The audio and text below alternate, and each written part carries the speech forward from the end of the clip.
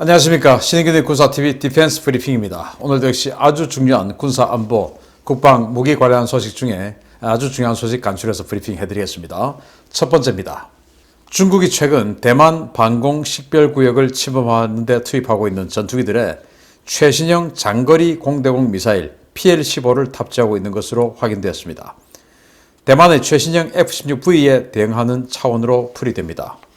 최근 대만 인근 지역에 투입되고 있는 중국군 전투기들이 최대 사거리 300km급으로 알려진 최신형 공대공 미사일인 PL-15를 탑재하고 있다고 중국 관영 관찰자망이 1일 보도했습니다.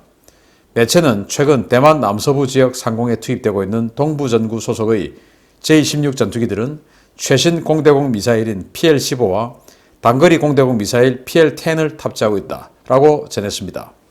매체는 이들 신형 미사일을 탑재한 J-16 전투기는 미카나 암람 시리즈를 장비한 외국군 전투기를 압도할 수 있다라며 암람을 장비한 대만군 전투기는 J-16의 상대가 되지 못할 것이다 라고 평가했습니다.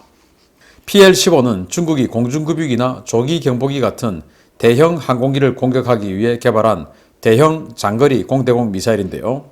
약 300km급의 사거리를 가진 것으로 알려졌지만 일부 매체는 최대 400km까지 비행이 가능하다고 주장하고 있습니다.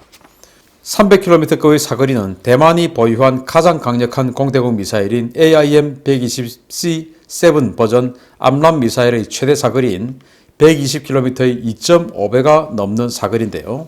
일각에서는 PL-15가 사거리만 길 뿐 기동성과 시커 성능이 떨어져 명중률이 형편없을 것이라고 호평하고 있어서 과연 중국의 이 같은 장거리 미사일 위협이 대만에게 얼마나 먹힐지 지켜봐야 하겠습니다.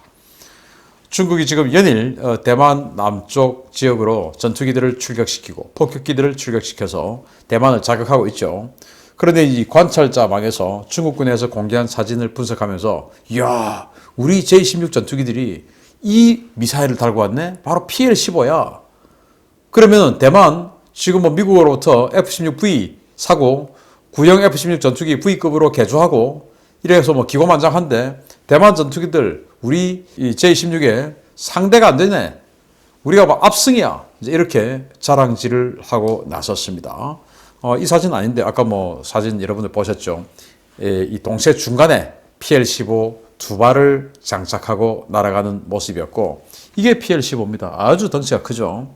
이 길이가 무려 22m가 넘는 이 엄청난 크기의 수호의 30계열의 이 J-16 여기에서도 이 날개에 뭔가 거대해 보이는 이런 미사일이 바로 PL-15예요. 이걸 이제 중간에 두 발을 달고 그리고 날개 끝의 윙팁에 PL-10이라고 단거리 열추적 미사일 10에서 한 20km 날아가는 거 있습니다. 그거 두 발, 그리고 이 장거리 미사일 두 발. 이렇게 해서 이제 이렇게 해서 대만으로 작전에 간 그 사진을 공개를 하면서 PL-15를 갖다 붙였어 라고 자랑을 하는데 많은 군사 전문가들이 이 PL-15의 사거리에 대해서 아주 강력한 의문점을 자아내고 있습니다. 왜냐하면 이 PL-15의 사거리가 300에서 400km다 라고 이야기를 하는데 300에서 400km짜리 밖에서 공격을 하려고 하면은 레이더가 300에서 400km 밖을 볼 수 있어야 되지 않습니까? 그런데 이 J-16에 탑재된 레이더는 200km, 아무리 많아도 200km예요. 그런데 300에서 400km를 어떻게 공격합니까? 그러면 공격하려고 하면은 이 J-16이 조기 경보기와 실시간 데이터 링크를 주고받을 수 있는 락온을 대신할 수 있을 정도의 완전히 협동 교정 능력이 있어야 되는데 지금 중국군에 그런 능력이 있다는 것은 알려져 있지는 않아요. 그렇기 때문에 이 PL-15가 정말로 300에서 400km를 날아가서 아주 고기동의 전투기를 맞출 수 있다라고 하는 것은 좀 믿기가 힘들다라는 게 중론이고요. 그러면 이제 이 PL-15는 애초에 그들이 밝혔던 것처럼 멀리서 아주 둔중하게 움직이는 폭격기, 조기경보기, 공중급유기 이런 것들을 공격하기 위해서 만든 게 맞지 않느냐. 그래서 이번 대만 출격을 할 때 PL-15를 장착했다. 그로 인해서 대만에게 이긴다라고 하는 것은 이 미사일만 가지고는 조금 어렵다. 너무 오버 액션이다라고 생각을 하고요.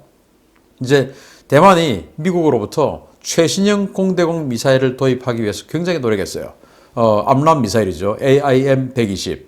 이 암람 미사일은 사거리가 한 40km에서부터 계속 이제 개량을 해가지고 지금은 200km짜리까지 나왔죠. 우리 한국 공군은 우리 지금 KF-16 전투기들을 이 F-16V급으로 업그레이드 개조를 하면서 그리고 F-35를 사면서 이런 여러 가지 어떤 조건 때문에 우리는 미국으로부터 암람 D형 사거리 200km짜리를 도입할 수 있게 되었습니다.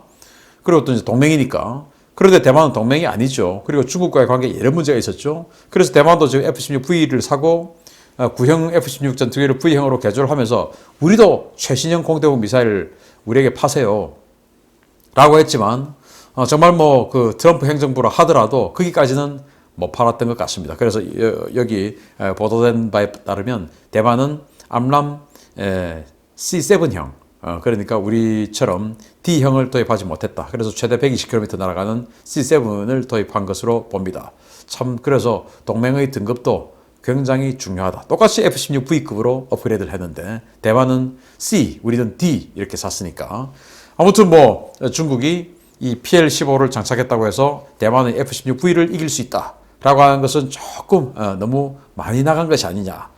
최근에 관찰자망이라는 이 언론이 조금 크게 활약을 하는데 앞으로 관찰자망이 얼마나 뻥을 치는지 계속 팩트 체크 해보도록 하겠습니다. 두 번째 소식입니다.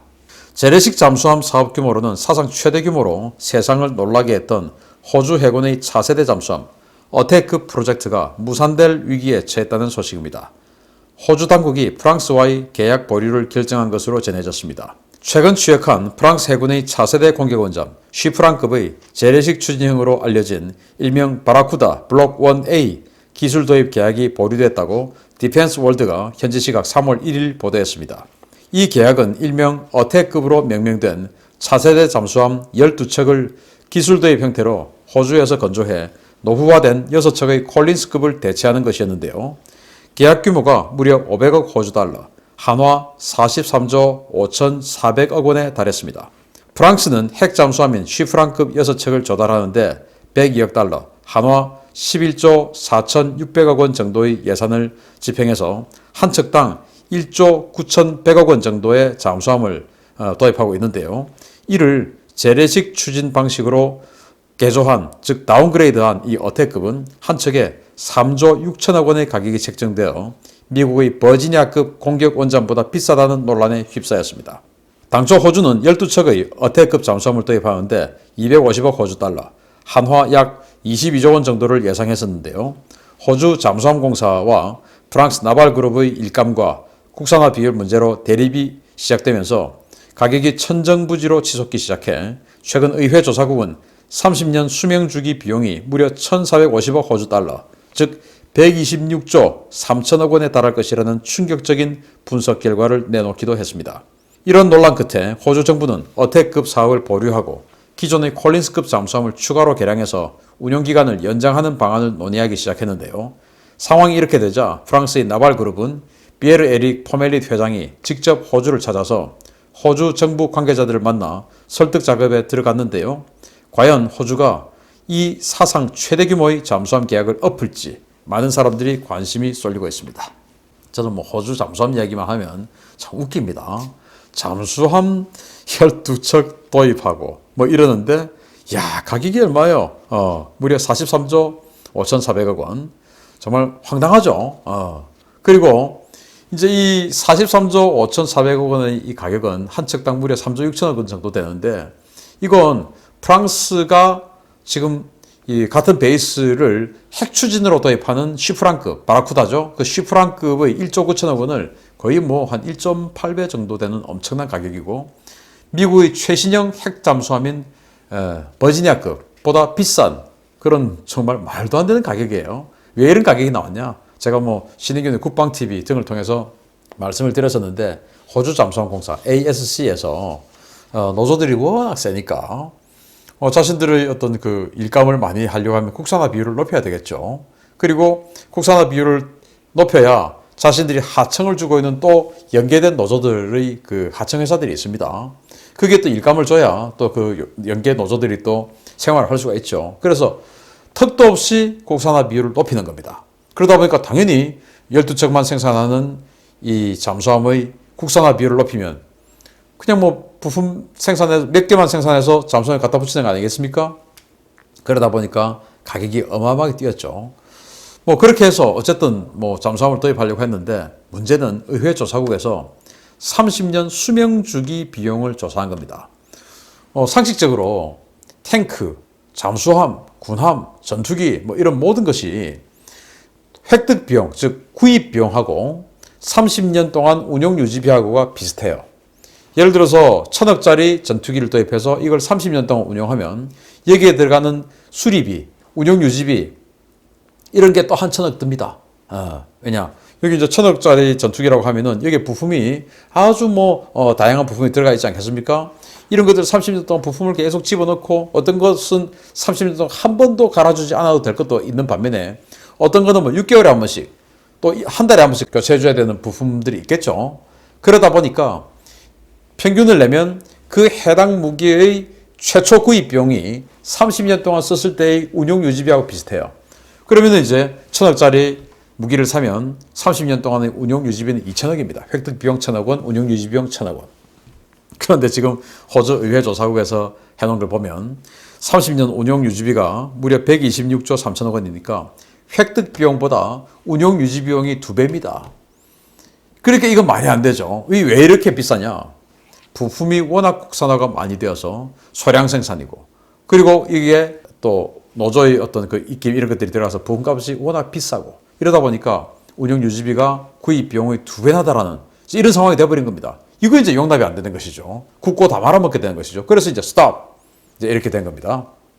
그래서 1996년도에 취획한 호주의 콜린스급 바닷속의 락 공연장이다 라는 그런 비아냥을 받고 있는 정말 어마어마하게 시끄러운 이 콜린스급 1996년도에 취획했지만 그로부터 무려 10년 이상을 계속 조선소에서 수리만 했던 그래서 실제 운영한 건 10년 조금 넘는 이 콜린스급 이게 도저히 이거는 못 써먹겠다 해서 지금 이렇게 어택급을 사기로 했는데 이거 이제 노조들이 워낙 그냥 입김이 세서 가격이 이만큼 뛰니까 안 되겠다. 그럼 콜린스급 이거 다시 개조해서 쓰자. 지금 여기까지 갔으니 아무튼 국가안보에 조직의 또는 기업과 어떤 특정 조직의 이익이 너무나 깊이 개입해서는 절대로 안 된다라는 것을 호주를 통해서 다시 한번 알 수가 있었습니다. 프랑스만 큰일 났네요. 정말 큰 사업 한번 해보려고 하다가 지금 큰일 났네요. 마치겠습니다. 감사합니다.